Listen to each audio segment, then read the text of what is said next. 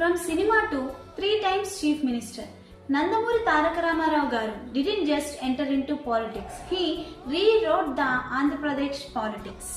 Hi everyone, welcome to Mohini History and Facts channel. Today I am so happy to share about my favorite person, NTR garu.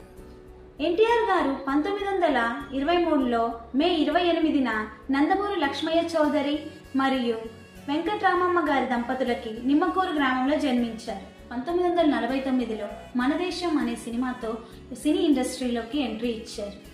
ఆయనకి ఎన్నో Filmfare awards మరియు నంది అవార్డ్స్తో పాటు 3 national film awards కూడా అప్పట్లోనే ఆయనకి దక్కాయి. ఎన్టీఆర్ గారు 29 మార్చ్ 1982లో తెలుగుదేశం పార్టీని స్థాపించారు. పార్టీని స్థాపించిన 9 నెలల్లోనే 1983లో ఆయన సీఎం అయ్యారు. మొదటిసారి సీఎం అవగానే ఆయన కేవలం 2 రూపాయలకే బియ్యాన్ని అందించిన ఘనత మన ఎన్టీఆర్ గారిది.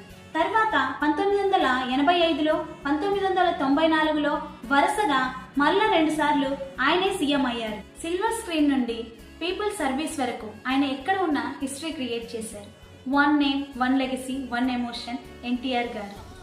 Happy birthday to the eternal legend NTR గారు. నమస్తే.